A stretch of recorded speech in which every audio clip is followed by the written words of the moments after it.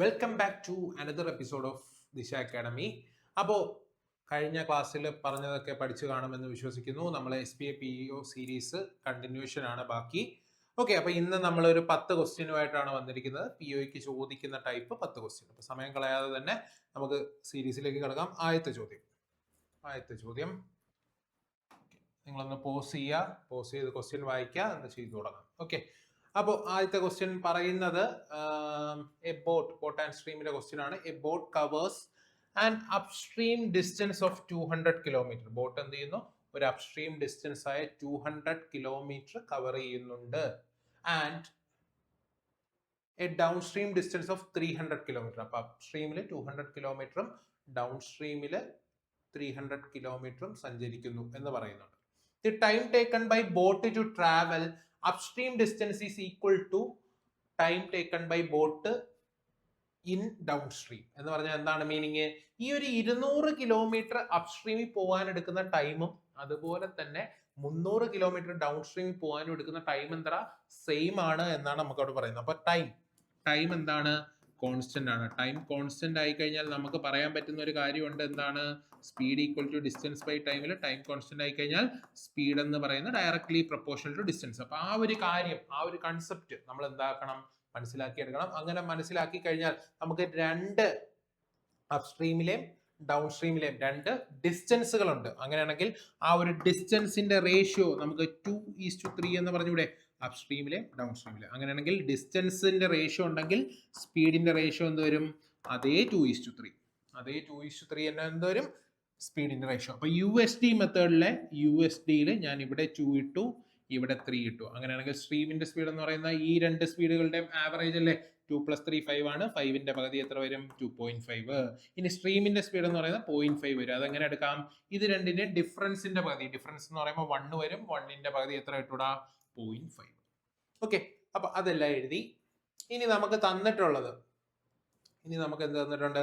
The speed of boat in still water is 5 km/h. അപ്പൊ നോക്കിക്കേ, നമുക്കറിയാം റേഷ്യോയിൽ നമുക്ക് സ്പീഡ് ഓഫ് ബോട്ട് 2.5 എന്നാണ് കിടക്കുന്നത്. അപ്പൊ 2.5ന്റെ റിയൽ വാല്യൂ ആണെന്ത്? 5 km/h എന്ന് പറഞ്ഞാൽ ഇൻറ്റു 2 അല്ലടാ മൾട്ടിപ്ലിക്കേറ്റീവ് ഫാക്ടർ. 2.5നെ 5 ആക്കാൻ വേണ്ടി 2 കൊണ്ട് മൾട്ടിപ്ലൈ ആണ്. അപ്പൊ മൾട്ടിപ്ലിക്കേറ്റീവ് ഫാക്ടർ 2. അങ്ങനെയാണെങ്കിൽ നമുക്ക് കണ്ടുപിടിക്കേണ്ടത് സ്പീഡ് ഓഫ് സ്ട്രീം ആണ്. നമുക്കറിയാം നമ്മുടെ ഫ്രെയിമിലെ സ്പീഡ് എന്ന് പറഞ്ഞാൽ എന്താണ്? 0.5 ആണ്. അപ്പൊ 0.5ന്റെ റിയൽ വാല്യൂ എന്ന് പറയുന്നത് 0.5 × 2 എത്ര കിട്ടൂടാ? 1. അപ്പൊ നമ്മുടെ സ്പീഡ് എത്ര കിട്ടും? 1 km/h. ക്ലിയർ ആണോ? സ്പീഡ് ഓഫ് സ്ട്രീം എത്ര കിട്ടും? 1 km/h. ബോട്ട് ആൻഡ് സ്ട്രീമിലെ നല്ലൊരു ക്വസ്റ്റ്യൻ ആണ്. എന്താണ്? ടൈം കോൺസ്റ്റന്റ് ആയിട്ട് വരുന്ന ക്വസ്റ്റ്യൻ. ഓക്കെ, അപ്പൊ അടുത്ത ക്വസ്റ്റ്യനിലേക്ക് പോവാം. അടുത്ത ക്വസ്റ്റ്യൻ ഓക്കെ, നിങ്ങൾക്ക് സ്ക്രീനിൽ കാണാം എന്ന് വിശ്വസിക്കുന്നു. അപ്പോൾ പോസ് ചെയ്യുക, വായിച്ചു നോക്കുക, ചെയ്യാം. ഓക്കെ, ടൈം ആൻഡ് വർക്കിലെ ഒരു ക്വസ്റ്റ്യൻ ആണ്. A can do a piece of work in 10 days. എക്ക് എന്ത് ചെയ്യാൻ പറ്റുന്നു? ഒരു piece of work 10 days complete ചെയ്യാൻ പറ്റുന്നു.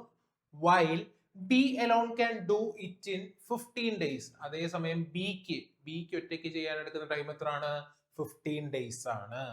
ഓക്കെ, അപ്പൊ എ ഉണ്ട്, ബി ഉണ്ട്. അപ്പൊ എയുടെ ടൈം എഴുതുന്നു. എയുടെ ടൈം 10 ആണ്, ബിയുടെ ടൈം 15 എന്ന് പറഞ്ഞാൽ LCM അല്ലേ നമ്മുടെ ടോട്ടൽ വർക്ക്. 10ഉം 15ഉം LCM നമുക്ക് എത്ര കിട്ടും? 30 എന്ന് കിട്ടും. അപ്പൊ LCM 30 ആണെങ്കിൽ ഇയാളുടെ എഫിഷ്യൻസി 2, ഇയാളുടെ efficiency 3. Okay, they together work for 5 days. അപ്പൊ ഇവർ രണ്ടുപേരും 5 ദിവസം വർക്ക് ചെയ്യുന്നുണ്ട്. അവർ രണ്ടുപേരും 5 ദിവസം വർക്ക് ചെയ്യുന്നുണ്ട്. അപ്പൊ 5 ദിവസം ഇവർ ഒരുമിച്ചാണ് വർക്ക് ചെയ്യുന്നത്. 5 ദിവസം ഇവർ ഒരുമിച്ച് വർക്ക് ചെയ്യുന്നു എന്ന് പറഞ്ഞു കഴിഞ്ഞാൽ നോക്കിക്കേ, 5 എഫിഷ്യൻസിയില്ല. അപ്പൊ 5 × 5 25 വർക്ക് അവർ കംപ്ലീറ്റ് ചെയ്തു. ദെൻ ദി റിമൈനിങ് വർക്ക് അല്ലെങ്കിൽ the rest of the work is done by C. അപ്പൊ റിമൈനിങ് വർക്ക് ആര് ചെയ്യുന്നു? സി ചെയ്യുന്നു. എന്ന് പറയുമ്പോൾ സി ചെയ്യുന്ന 2 വർക്ക് എന്ന് പറയുമ്പോൾ 30 വർക്കായില്ലേ? അപ്പൊ നോക്കിക്കേ, അവിടെ സി ചെയ്യുന്ന വർക്ക് എന്ന് പറഞ്ഞാൽ ഇവിടെ 10 വർക്ക് സി ചെയ്യാണ് അല്ലെ? 10 വർക്ക് അല്ല, സോറി, 5 വർക്ക്. അപ്പൊ സിയുടെ എഫിഷ്യൻസി നമുക്ക് പറയാം 2.5 ആണ്. സിയുടെ എഫിഷ്യൻസി എത്രയാന്ന് പറയാം? 2.5 ആണെന്ന് പറയാം.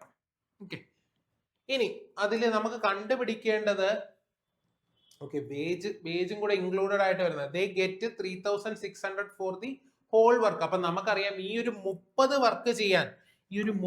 വർക്ക് ചെയ്യാനാണ് എന്ത്?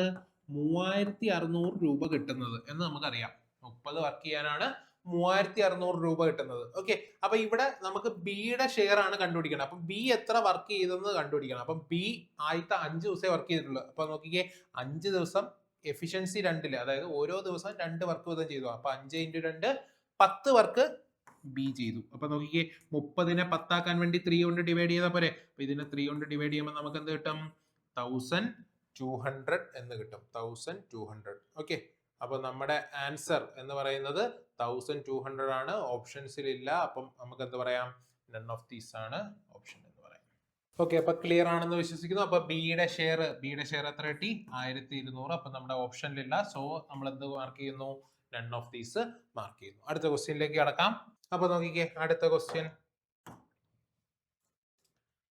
പരിനിധി ഹാസ്, ഓക്കെ, സിമ്പിൾ ഇൻട്രസ്റ്റിലെ ഒരു ക്വസ്റ്റ്യൻ ആണ്. പരിനിധി ഹാസ് 40,000 വിത്ത് ഹിം. പരിനിധിക്ക് എത്ര റുപ്പീസ് ഉണ്ട്? 40,000 റുപ്പീസ് ഉണ്ട്. He invested some part of this at simple interest of 20% per annum. കുറച്ച് ഭാഗം എന്തിലിട്ടു? 20% per annum സിമ്പിൾ ഇൻട്രസ്റ്റിലിട്ടു. And the rest at the simple interest of 15% per annum. Okay, rest എന്ന് പറയുന്നത് 15% per annum. If the total interest earned by her after 3 years, okay, അപ്പൊ 3 വർഷത്തേക്കാണ് രണ്ടിലും ഇട്ടേക്കുന്നത്. അപ്പൊ 3 വർഷം കഴിഞ്ഞ് കിട്ടുന്ന പലിശ എത്ര തന്നിട്ടുണ്ട്? 20,040 എന്ന് തന്നിട്ടുണ്ട്. അപ്പൊ ഇത് സിമ്പിൾ ഇൻട്രസ്റ്റിന്റെ തന്നെ നമ്മുടെ അലിഗേഷൻ യൂസ് ചെയ്യുന്ന ഒരു പ്രോബ്ലം ആണ്. അപ്പൊ നോക്കിക്കേ, ആ ഒരു പ്രിൻസിപ്പിളിന്റെ കുറച്ച് ഭാഗം എത്രയിൽ ഇട്ടു? 20% ഇട്ടു. കുറച്ച് ഭാഗം 20% ഇട്ടു. ബാക്കി കുറച്ച് ഭാഗം 15% ഇട്ടു എന്നാണ് പറയുന്നത്. ഓക്കെ, അങ്ങനെയാണെങ്കിൽ നമുക്ക് എഫക്റ്റീവ് പെർസെന്റേജ് കണ്ടുപിടിക്കണം. അപ്പൊ നോക്കിയേ, എഫക്റ്റീവ് പെർസെന്റേജ് കണ്ടുപിടിക്കാൻ വേണ്ടി മൊത്തത്തിൽ കിട്ടിയ ഇൻട്രസ്റ്റ് നമുക്ക് തന്നിട്ടുണ്ട്. അപ്പൊ 20,000 പ്രിൻസിപ്പിളിന്റെ എത്ര ശതമാനമാണെന്ന് ഞാൻ കണ്ടുപിടിക്കുകയാണ്. 20,000 പ്രിൻസിപ്പിളിന്റെ എത്ര ശതമാനമാണെന്ന് ഞാൻ കണ്ടുപിടിക്കുകയാണ്. നോക്കിക്കേ, സീറോസ് എല്ലാം കട്ട് ചെയ്ത് കഴിയുമ്പോൾ നോക്കിക്കേ, ഇവിടെ 5 എന്ന് കിട്ടും. 5 ടൈംസ് ഇവിടെ 1 എന്ന് കിട്ടും. അപ്പൊ 51% എന്ന് കിട്ടി. അപ്പൊ നോക്കിക്കേ, 3 വർഷത്തെ പലിശയാണ് എന്ത്? 51%. അങ്ങനെയാണെങ്കിൽ 1 വർഷത്തെ പലിശ എത്ര വരും? 17. അത് വേണം നമ്മൾ ഇവിടെ നടുക്കിടാൻ. കാരണം ഇതെന്ന് പറയുന്ന റേറ്റ് ഓഫ് ഇൻട്രസ്റ്റ് അല്ലേ? റേറ്റ് ഓഫ് ഇൻട്രസ്റ്റ് എന്ന് വെച്ചാൽ ഇൻട്രസ്റ്റ് ഇൻ 1 ഇയർ. ഇതും റേറ്റ് ഓഫ് ഇൻട്രസ്റ്റ് ആണ്, ഇൻട്രസ്റ്റ് ഇൻ 1 ഇയർ. അപ്പൊ ഇവിടെ 3 വർഷമല്ല, വരേണ്ടത് എന്താണ്? 1 വർഷം. സോ 51 ഞാൻ എന്ത് ചെയ്തു? 3 കൊണ്ട് ഡിവൈഡ് ചെയ്ത് 17 ഇവിടെ എഴുതി. ഇനി അലിഗേറ്റ് ചെയ്യാം. അലിഗേറ്റ് ചെയ്ത് കഴിഞ്ഞാൽ ഇവിടെ 2 കിട്ടില്ലടാ, ഇവിടെ എന്ത് കിട്ടും? 3 കിട്ടും. അപ്പോൾ നോക്കിക്കേ, റേറ്റ് നമ്മൾ റേറ്റ് ആണ് അലിഗേറ്റ് ചെയ്തത്. റേറ്റ് പെർസെൻറ്റേജ് എന്ന് പറഞ്ഞു കഴിഞ്ഞാൽ interest in 1 year divided by principle into 100 ആണ് അല്ലെ? റേറ്റ് പെർസെൻറ്റേജ് എന്ന് പറഞ്ഞു കഴിഞ്ഞാൽ എന്താണ്? Interest in 1 year divided by principle into 100. അപ്പൊ റേറ്റ് പെർസെൻറ്റേജ് അലിഗേറ്റ് ചെയ്താൽ നമുക്ക് കിട്ടുന്ന എന്തായിരിക്കും? പ്രിൻസിപ്പിളിന്റെ റേഷ്യോ. അപ്പൊ നോക്കിക്കേ, മൊത്തത്തിൽ 40,000 ഇൻവെസ്റ്റ് ചെയ്തു. അപ്പൊ 40,000നെ 5 പാർട്ട് എന്ന് എടുത്തു കഴിഞ്ഞാൽ 5 പാർട്ട് നോക്കിക്കേ, ടോട്ടൽ 5 പാർട്ട് അല്ലേ? അതിൽ 2 പാർട്ട് 20% ഇട്ടു, 3 പാർട്ട് 15% ഇട്ടു. അപ്പൊ നമുക്ക് കണ്ടുപിടിക്കേണ്ടത് 15% ഇട്ടത് എത്ര തുക എന്നാണ് അല്ലെ? അപ്പൊ അതിന് പ്രിൻസിപ്പിളിന്റെ 40,000ന്റെ 3/5 വേണ്ടാ പോരെടാ. അപ്പൊ 3/5 എന്ന് പറഞ്ഞു കഴിഞ്ഞാൽ നമുക്കറിയാം 6/10 ആണെന്ന്. അപ്പൊ 6/10 ആണെന്ന് എളുപ്പത്തിൽ ചെയ്യാൻ വേണ്ടി അപ്പൊ 6 × 4 24 കിട്ടി. 24 3 സീറോസ്. ആൻസർ എന്ന് പറയുന്നത് option A 24,000. Okay, alligation use ചെയ്ത് ചെയ്യുന്ന സിമ്പിൾ ഇൻട്രസ്റ്റിന്റെ ക്വസ്റ്റ്യൻ. ഓക്കെ, അടുത്ത ക്വസ്റ്റ്യനിലേക്ക് പോവാം. ഓക്കെ, നമ്മുടെ പെർമ്യൂട്ടേഷൻ ആണ് അല്ലെ? ഹൗ മെനി വായിച്ചു നോക്കാം. How many 5 digit numbers larger than 60,000? അപ്പൊ 5 ഡിജിറ്റ് നമ്പർ എന്ന് പറയുന്നതുകൊണ്ട് തന്നെ ഞാൻ 5 പ്ലേസസ് മാർക്ക് ചെയ്യണം. 1 2 3 4 5. ഓക്കെ, അപ്പൊ അവിടെ തന്നിരിക്കുന്ന കണ്ടീഷൻ എന്താണ്? ഈ 5 ഡിജിറ്റ് നമ്പർ എല്ലാം തന്നെ 6,000-നെക്കാട്ടി കൂടുതലായിരിക്കണം. Okay, using the digits 2 5 7 8 and 0. അപ്പൊ 2 5 7 8 പിന്നെ ഒരു 0 ഉണ്ട്. അപ്പൊ 0 എന്ന് പറയുന്ന ഡിജിറ്റ് വരുന്നതുകൊണ്ട് തന്നെ അവിടെ ഒരു കണ്ടീഷൻ ഒളിഞ്ഞടക്കാണ്. ആ കണ്ടീഷൻ എന്ന് പറയുമ്പോൾ 5 ഡിജിറ്റ് നമ്പർ ആയിരിക്കുമ്പോൾ ഫസ്റ്റ് പ്ലേസിൽ ആര് വന്നൂടാ? 0 വന്നൂടാ. Okay, already numbers 5 digit number എന്ന് പറയുമ്പോൾ 0 വന്നൂടാ. ഇനി 6,000-നേക്കാൾ കൂടുതൽ എന്ന് പറയുമ്പോൾ 0യ്ക്ക് ഫസ്റ്റ് പ്ലേസിൽ നോക്കിക്കേ, 2 5 7 8 0 ഉണ്ട്. ഫസ്റ്റ് പ്ലേസിൽ 0യ്ക്കും വന്നൂടാ, 2ക്കും വന്നൂടാ 5നും വന്നൂടാ എന്ന് പറയുമ്പോൾ 7നും 8നും മാത്രമല്ലേ വരാവുള്ളൂ. അപ്പൊ ഇവിടെ ഒരു കണ്ടീഷൻ ഉണ്ട്. ആ കണ്ടീഷൻ എന്താണ്? ഫസ്റ്റ് പ്ലേസിലാണ്. അപ്പൊ ആ മക്കളെ ആ ഫസ്റ്റ് പ്ലേസ് ആദ്യമേ ഫില്ല് ചെയ്യാം. അപ്പൊ ഫസ്റ്റ് പ്ലേസിൽ നമുക്ക് രണ്ട് രീതിയിൽ ഫില്ല് ചെയ്യാം. ഒന്നുകിൽ 7 ഇടാം, അല്ലെങ്കിൽ 8 ഇടാം. അപ്പൊ രണ്ട് രീതിയിൽ ഫില്ല് ചെയ്തൂടെ? നമ്പർ ഓഫ് പോസിബിൾ വേസ് എന്ന് പറയുന്നത് 2 ആയി. ഓക്കെ, അപ്പൊ ഈ 7ലും 8ലും ഒരാൾ ഇവിടെ ഇരുന്നു. ഒരാൾ ഇവിടെ ഇരുന്ന് കഴിഞ്ഞാൽ നോക്കിക്കേ, റെപ്പറ്റീഷൻ അലൗഡ് അല്ല എന്ന് പറയുന്നുണ്ട്. അപ്പൊ ഒരാൾ ഇവിടെ ഇരുന്ന് കഴിഞ്ഞാൽ ആ ഇരുന്ന ആൾക്ക് വേറെ പ്ലേസസിൽ ഇരുന്നുകൂടാ. ഓക്കെ, അപ്പൊ സെക്കൻഡ് പ്ലേസ് ഞാൻ എത്ര രീതി ഫില്ല് ചെയ്യാം എന്ന് നോക്കുമ്പോൾ 7ലും 8ലും ഒരാളങ്ങ് പോയി. ഒരാൾ പോയി കഴിഞ്ഞാൽ ഇപ്പൊ 7 ആണ് പോകുന്നതെങ്കിൽ ബാക്കി ഇത് ഇത്രയും രീതിയിൽ അറേഞ്ച് ചെയ്തോടെ. സോ 4 വേസിൽ അറേഞ്ച് ചെയ്യാം. ഓക്കെ ആണോ?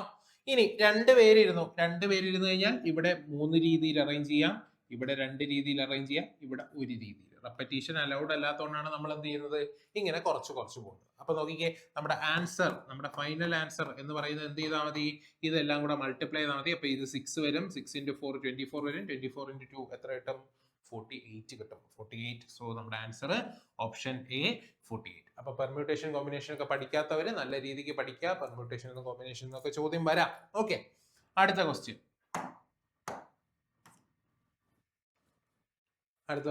വീണ്ടും ബോട്ട് ആൻഡ് സ്ട്രീമിലെ തന്നെ ഒരു ചോദ്യം.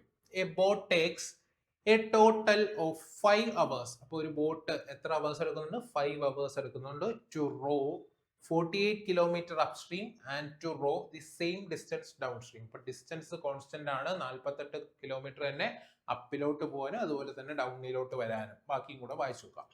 If the speed of boat in still water is 20 km/h. അപ്പം ബോട്ടിന്റെ സ്പീഡ് മാത്രമേ തന്നിട്ടുള്ളൂ. then what is the speed of stream? അപ്പൊ നോക്കിക്കേ, നമുക്ക് ഇത് വേറെ മെത്തേഡ് ഒന്നും ചെയ്യാൻ പറ്റില്ല, കൺവെൻഷണൽ ആയിട്ട് പോകാൻ തന്നെ പറ്റുള്ളൂ. അപ്പൊ നോക്കിക്കേ, നമുക്ക് 48 കിലോമീറ്റർ അപ്സ്ട്രീമിൽ പോകാൻ എടുക്കുന്ന ടൈം എന്ന് പറയുമ്പോൾ ടൈമിനെ നമുക്ക് അപ്സ്ട്രീം സ്പീഡിനെ നമുക്ക് എങ്ങനെ എഴുതാം? ബോട്ടിന്റെ സ്പീഡ് മൈനസ് സ്ട്രീമിന്റെ സ്പീഡ് എന്ന് എഴുതിക്കൂടെ? അങ്ങനെയെങ്കിൽ 20 - s എന്ന് എഴുതാം അല്ലെ? 20 - s എന്താണ് സ്ട്രീമിന്റെ സ്പീഡ്? അത് നമുക്കറിയില്ല. പ്ലസ്, അപ്പൊ ഇത് അപ്സ്ട്രീമിലെ ടൈം. ഇനി ഡൗൺ സ്ട്രീം ടൈമിൽ എനിക്ക് എങ്ങനെ എഴുതാം? 48/20 + s എന്ന് എഴുതാം അല്ലെ? 20 + s. അങ്ങനെയാണെങ്കിൽ ഇത് രണ്ടിന്റെയും കൂടെ സം അല്ലേടാ 5 എന്ന് പറയുന്നത്? ഇത് രണ്ടിന്റെയും കൂടെ സം ആണെന്ത്? 5. അപ്പൊ ഇതിനെ നിങ്ങൾ സോൾവ് ചെയ്യാനൊന്നും നിൽക്കണ്ട, ഈ സ്ട്രീമിന്റെ സ്പീഡ് കണ്ടുപിടിക്കാനാണ് ചോദിച്ചിരിക്കുന്നത്. അപ്പൊ ആ സ്ട്രീമിന്റെ സ്പീഡ് നമ്മുടെ ഓപ്ഷനിലുണ്ട്. ആ ഓപ്ഷനിൽ നിന്ന് ഒന്ന് സബ്സ്റ്റിറ്റ്യൂട്ട് ചെയ്ത് നോക്കുക. ഓക്കെ, ഓപ്ഷനിൽ നിന്ന് സബ്സ്റ്റിറ്റ്യൂട്ട് ചെയ്യുമ്പോൾ ഞാൻ ആദ്യത്തെ ഓപ്ഷൻ 6 സബ്സ്റ്റിറ്റ്യൂട്ട് ചെയ്യാണ്. 6 കൊണ്ട് സബ്സ്റ്റിറ്റ്യൂട്ട് ചെയ്യുമ്പോൾ ഇവിടെ 14 വരും. അപ്പൊ 14 48നെ കൊണ്ട് കംപ്ലീറ്റ്ലി ഡിവിസിബിൾ അല്ല. അപ്പൊ എന്തായാലും പോസിബിൾ ആയിട്ട് 5 വരാൻ ചാൻസ് ഇല്ല. ഓക്കെ, ഇവിടെ 26 വരും. അപ്പൊ ഡെസിമൽ വരുന്നതുകൊണ്ട് തന്നെ ഇതല്ല. ഇനി 4 സബ്സ്റ്റിറ്റ്യൂട്ട് ചെയ്യുന്നു. 4 സബ്സ്റ്റിറ്റ്യൂട്ട് ചെയ്യുമ്പോൾ ഇവിടെ 16 വരും അല്ലെ? അപ്പം 48/16 നമുക്കറിയാം 3 ആണ്. അപ്പൊ ആ 3 അവിടെ കിടക്കട്ടെ. ഇനി 48/24 വരുമ്പോൾ 2 അല്ലേ? അപ്പൊ നോക്കിയേ, 3 + 2 5 ആയില്ലേ? സാറ്റിസ്ഫൈ. അപ്പൊ നമ്മുടെ ആൻസർ ഓപ്ഷൻ ബി 4 കിലോമീറ്റർ. അപ്പൊ ഇതേപോലെ എന്ത് ചെയ്യുക? ഓപ്ഷനിൽ നിന്ന് പിക്ക് ചെയ്യാൻ നോക്കാം. ഓപ്ഷനിൽ നിന്ന് പിക്ക് ചെയ്യുമ്പോൾ നമുക്ക് പെട്ടെന്ന് ആൻസർ കിട്ടും. ചില ക്വസ്റ്റ്യൻസ് അങ്ങനെ സോൾവ് ചെയ്യുന്നതായിരിക്കും എളുപ്പം. ഇതിപ്പോ സോൾവ് ചെയ്ത് വരികയാണെങ്കിൽ ഒരു ക്വാഡ്രാറ്റിക് ഇക്വേഷൻ വരാൻ ചാൻസ് ഉണ്ട്. ഓക്കെ, ഒരു ക്വാഡ്രാറ്റിക് ഇക്വേഷൻ വരും എന്തായാലും. ഡിനോമിനേറ്റർ മൾട്ടിപ്ലൈ ചെയ്യുമ്പോൾ ഒരു ക്വാഡ്രാറ്റിക് ഇക്വേഷൻ വരും. അത് സോൾവ് ചെയ്യാന്ന് പറഞ്ഞാൽ കുറച്ച് സ്റ്റെപ്പുകൾ എഴുതി പോകേണ്ടതാണ്, ടൈം കുറെ കൺസ്യൂം ചെയ്യുക. അപ്പൊ എന്ത് ചെയ്യുക? ഇതേപോലെ ഓപ്ഷൻ പിക്ക് ചെയ്ത് സബ്സ്റ്റിറ്റ്യൂട്ട് ചെയ്ത് കൊടുക്കുക. ഓക്കെ, 5ാമത്തെ ചോദ്യം കഴിഞ്ഞു. അടുത്ത 6ാമത്തെ ചോദ്യം. If the compound interest on a certain sum for the second year and compound interest for the third year is 8:9. അപ്പം 2 വർഷത്തെ കോമ്പൗണ്ട് ഇൻട്രസ്റ്റുകളുടെ റേഷ്യോ ആണ് തന്നിരിക്കുന്നത്. എന്താണ്? 8:9. അപ്പൊ നിങ്ങൾ ഇങ്ങനെ ഓർത്ത് വെച്ചിരിക്കുക, കോമ്പൗണ്ട് ഇൻട്രസ്റ്റില് അടുത്തടുത്ത വർഷങ്ങളുടെ അതായത് ഇപ്പൊ സെക്കൻഡിലെയും തേർഡ് ഇയറിലെയും ഇൻട്രസ്റ്റുകളുടെ റേഷ്യോ തന്നു കഴിഞ്ഞാൽ നമുക്ക് അവിടെ നിന്ന് ഡയറക്റ്റ് എഴുതാൻ പറ്റും. ഇവിടുത്തെ റേഷ്യോ 8 9 ആയിരിക്കല്ലേ? അപ്പം ഇവിടുത്തെ റേഷ്യോ ആയ 1/8 ആണെന്ത് അവിടുത്തെ റേറ്റ്. 1/8 എന്ന് പറഞ്ഞാൽ 12.5% ആണെന്ത് അവിടുത്തെ റേറ്റ്. അത് നമ്മൾ മനസ്സിലാക്കിയെടുക്കണം. അപ്പൊ എന്താണ്? കോമ്പൗണ്ട് ഇൻട്രസ്റ്റില് അടുത്തടുത്ത വർഷങ്ങളിലാണെങ്കിൽ മാത്രമേ എടുക്കാൻ പറ്റുള്ളൂ. നോക്കിക്കേ, സെക്കൻഡ് ഇയറിലെയും തേർഡ് ഇയറിലെയും എന്താണ്? സെക്കൻഡ് ഇയറിലെ മാത്രം ഇൻട്രസ്റ്റും അതുപോലെ തന്നെ തേർഡ് ഇയറിലെ മാത്രം ഇൻട്രസ്റ്റിന്റെയും റേഷ്യോ തന്നു കഴിഞ്ഞാൽ നമുക്ക് എടുക്കാൻ എന്താണ്? 1/8 എന്ന് പറയുന്ന 12.5% ആണ് എന്നെടുത്ത് വെച്ചിരിക്കുക. ഓക്കെ, അപ്പൊ നമുക്ക് കണ്ടുപിടിക്കേണ്ട what would be the total amount after 2 years. അപ്പം എന്തായിരിക്കും ടോട്ടൽ എമൗണ്ട് എന്നാണ് നമുക്ക് കണ്ടുപിടിക്കേണ്ടത് അല്ലെ. ടോട്ടൽ എമൗണ്ട് എത്രയായിരിക്കും 2 years കഴിയുമ്പോൾ ഉള്ള total amount for the same rate on ₹16800. അപ്പൊ പ്രിൻസിപ്പിൾ നമുക്ക് തന്നിട്ടുണ്ട്. നോക്കിക്കേ, 2 വർഷം കഴിഞ്ഞുള്ള എമൗണ്ട് അല്ലേ, നമുക്ക് സക്സസീവ് ഇട്ട് എടുക്കാം. അപ്പം 16800 ആണെങ്കിൽ റേറ്റ് നമുക്കറിയാം 1/8 ആണ്. അങ്ങനെയാണെങ്കിൽ എമൗണ്ട് എന്ത് വരും? 9/8 വരും. ഫസ്റ്റ് ഇയർ കഴിയുമ്പോൾ വീണ്ടും ഒരു 9/8 വരും. എന്ത്? സെക്കൻഡ് ഇയർ കഴിയുമ്പോൾ. അപ്പൊ ഇങ്ങനെ എഴുതിക്കൂടെ? ഇപ്പൊ 16800 ഇൻറ്റു 9/8 ഇൻറ്റു 9/8. അപ്പൊ നോക്കിക്കേ, ഈ ഒരു 8 കൊണ്ട് ഇവിടെ കട്ട് ചെയ്ത് കഴിഞ്ഞാൽ എനിക്ക് 2 ടൈംസ് 1 2100 എന്ന് കിട്ടും. 2100 എന്ന് കിട്ടും. ഇനി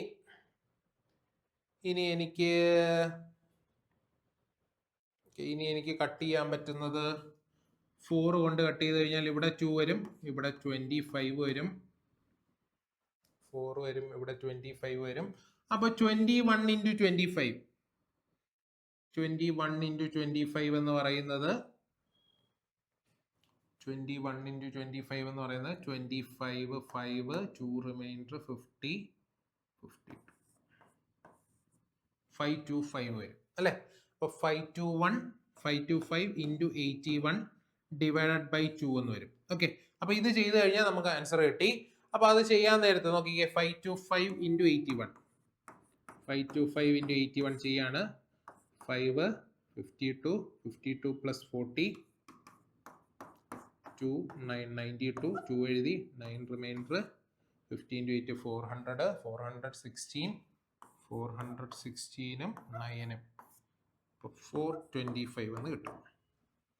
425 എന്ന് കിട്ടും. അതിന്റെ പകുതി അല്ലെ. അപ്പൊ അതിന്റെ പകുതി എടുക്കാൻ നേരത്തെ 4ന്റെ പകുതി 2 ആണ്, 2ന്റെ പകുതി 1 ആണ്. ഇവിടെ 2 വരും, 6 വരും, വീണ്ടും 2.5. അപ്പൊ നോക്കിക്കേ, 21262.5 എന്ന് കിട്ടും. ആൻസർ എത്രയാണ്? Option A. ക്ലിയർ ആണോ? വിശ്വസിക്കുന്നു, ക്ലിയർ ആണെന്ന് വിശ്വസിക്കുന്നു. അപ്പൊ ഈ ഒരു കണ്ടീഷൻ ഓർത്ത് വെച്ചിരിക്കുക. ഇങ്ങനെ വന്നു കഴിഞ്ഞാൽ നമുക്ക് റേറ്റ് അവിടെ നിന്ന് ഡയറക്റ്റ് എടുക്കാം. അങ്ങനെയാണെങ്കിൽ ഡയറക്റ്റ് എന്ത് ചെയ്യുക? സക്സസീവിലിട്ട് കണ്ടുപിടിക്കാൻ നോക്കുക അവിടെ നിന്ന്. ഓക്കെ, അടുത്ത ക്വസ്റ്റ്യനിലേക്ക് പോവാം. 7ാമത്തെ ക്വസ്റ്റ്യൻ പെർസെൻറ്റേജുമായിട്ട് ബന്ധപ്പെട്ട ഒരു ചോദ്യമാണെന്ന് തോന്നുന്നു. In a company the ratio of married female to unmarried female staff is 7:5. അപ്പം മാരീഡ് ആയിട്ടുള്ള ഫീമെയിൽ സ്റ്റാഫിന്റെയും അതുപോലെ അൺമാരീഡ് ആയിട്ടുള്ള ഫീമെയിൽ സ്റ്റാഫിന്റെയും റേഷ്യോ തന്നിട്ടുണ്ട് 7:5 ആണ്. There are 52% male in the company. അപ്പൊ ടോട്ടൽ കമ്പനിയുടെ എംപ്ലോയീസ് 100% ആണെങ്കിൽ നമുക്ക് എന്ത് എഴുതാം? 52% മെയിൽ ആണെന്ന് എഴുതാം. അങ്ങനെയാണെങ്കിൽ ബാക്കിയുള്ള 48% ഫീമെയിൽ ആയിരിക്കില്ലടാ, അത് മാർക്ക് ചെയ്യാം. ഇനി നോക്കിക്കേ, നമുക്ക് ആദ്യമേ തന്നിട്ടുണ്ട് എന്താണ്? ഫീമെയിലില് തന്നെ മാരീഡും അൺമാരീഡും ആയിട്ടുള്ള റേഷ്യോ. അങ്ങനെയാണെങ്കിൽ ടോട്ടൽ ഫീമെയിൽ എന്ന് പറയുന്നത് ഇവിടുന്ന് 12 റേഷ്യോ എടുത്തുകൂടെടാ. അപ്പൊ ആ 12 റേഷ്യോ ആണ് എന്ത്? 48%. 12നെ 48 ആക്കാൻ വേണ്ടി 4 കൊണ്ട് മൾട്ടിപ്ലൈ ചെയ്താൽ പോരെ. സോ 7 റേഷ്യോ, അതായത് മാരീഡ് ഫീമെയിൽ അല്ലെ, മാരീഡ് ഫീമെയിൽ എന്ന് പറയുന്ന 7 റേഷ്യോ എത്ര കിട്ടും? 28% കിട്ടും. അൺമാരീഡ് ഫീമെയിൽ നമുക്ക് 5 റേഷ്യോ എന്ന് പറയുമ്പോൾ 5 into 4 എത്ര കിട്ടും? 20% കിട്ടും. ഈസി ആയിട്ട് കാൽക്കുലേറ്റ് ചെയ്യാം. ഇനി എന്ത് തന്നിട്ടുണ്ട്? Married females are twice of married males.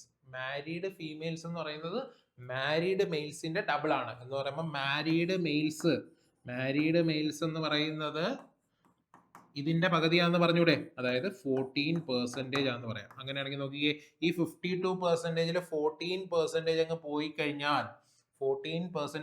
കഴിഞ്ഞാൽ ബാക്കിയുള്ള 38% ആയിരിക്കില്ലേ അൺമാരീഡ് മെയില്. അതും നമുക്ക് നോട്ട് ചെയ്യാം.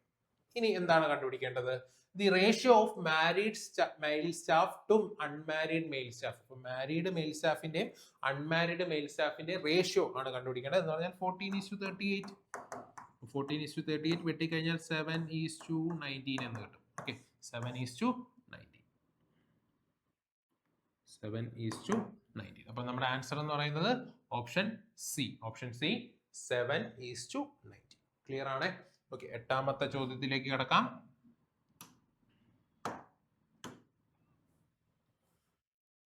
ക്വസ്റ്റ്യൻ വായിച്ചു നോക്കാം. സിമ്പിൾ ഇൻട്രസ്റ്റ് ആണ്.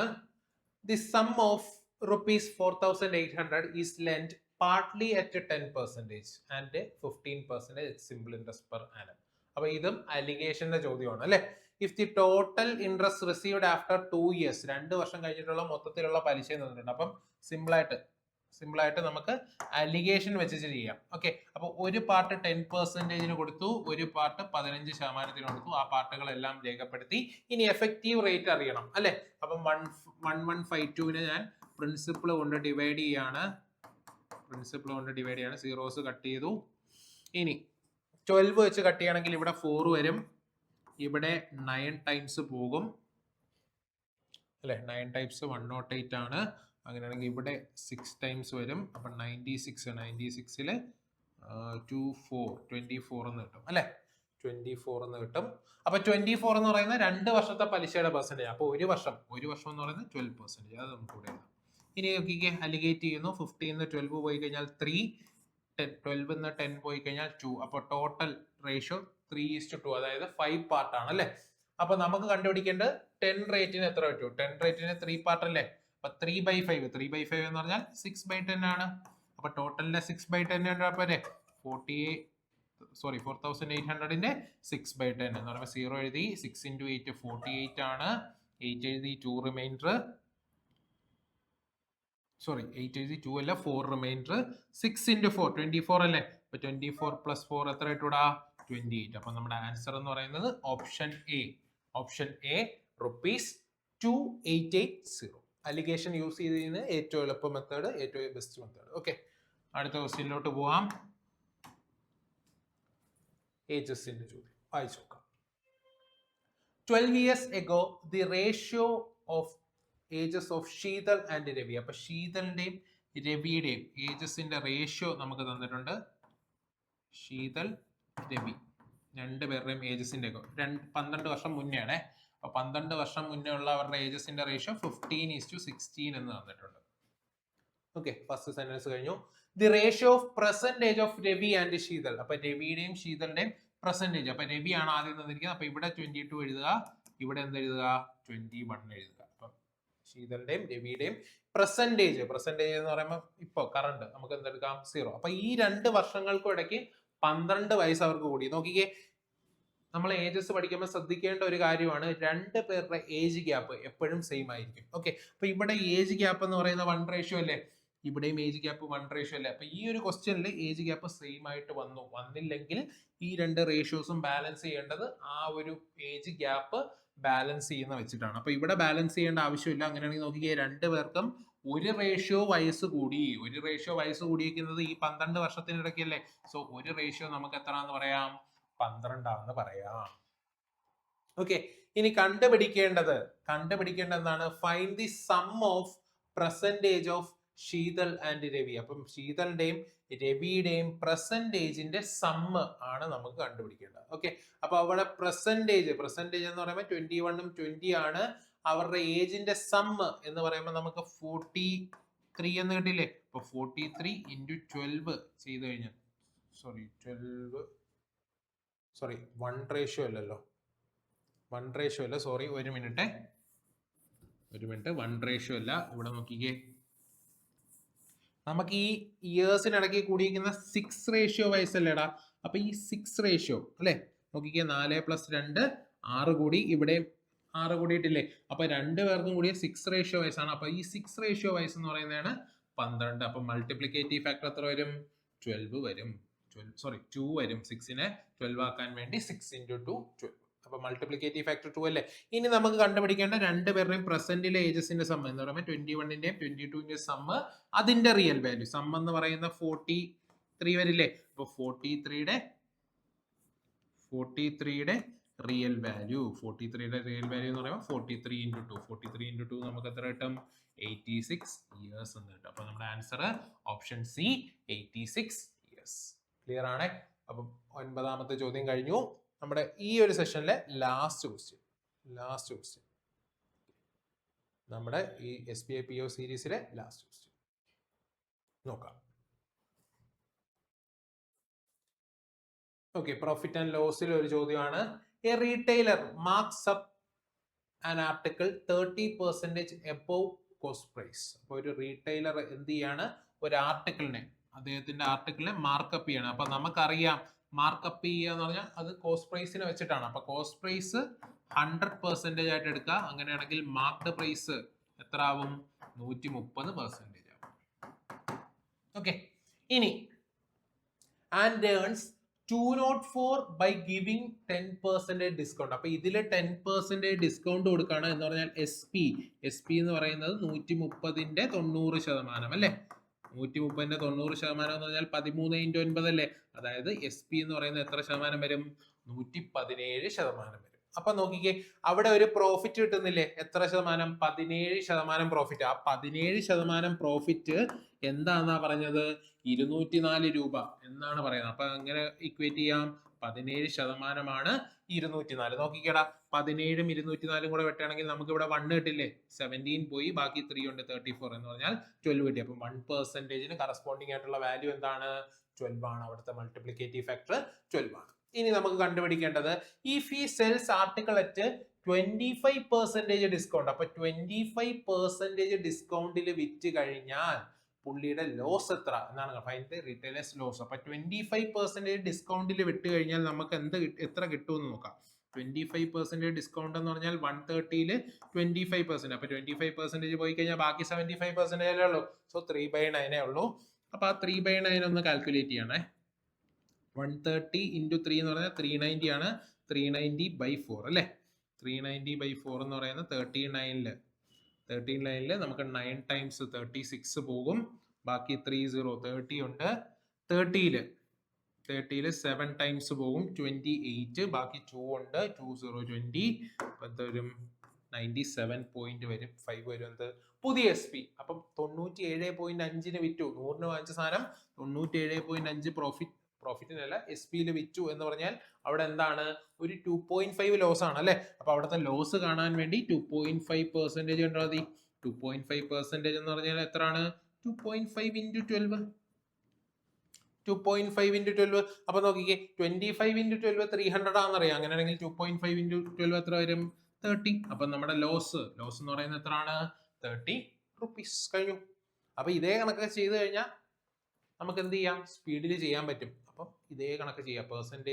പഠിച്ച പെർസെൻറ്റേജുകൾ ഇതേ കണക്ക് അപ്ലൈ ചെയ്ത് ചെയ്യുക. അപ്പോൾ ഇന്നത്തെ സെഷൻ ഇത്രയേ ഉള്ളൂ. എല്ലാവർക്കും ഇഷ്ടപ്പെട്ടു എന്ന് തോന്നുന്നു. ഓക്കെ, അങ്ങനെയാണെങ്കിൽ നമ്മുടെ ദിശ അക്കാഡമിയുടെ ഓഫ്ലൈൻ ബാച്ചിൽ ആർക്കെങ്കിലും വരാൻ താല്പര്യം ഉണ്ടെങ്കിൽ സ്ക്രീനിൽ കാണുന്ന നമ്പേഴ്സുമായിട്ട് കോൺടാക്ട് ചെയ്ത് അഡ്മിഷൻ രജിസ്റ്റർ ചെയ്യാവുന്നതാണ്. Okay, thank you. അപ്പോൾ നല്ലവണ്ണം എല്ലാവരും വരുന്ന IBPS PO ആയാലും SPA PO ആയാലും NACL വിളിച്ചിട്ടുണ്ട്, അത് അപ്ലൈ ചെയ്യുക. നല്ല രീതിക്ക് തന്നെ പ്രിപ്പറേഷൻ മുന്നോട്ട് കൊണ്ടുപോകുക. Thank you. Have A nice day.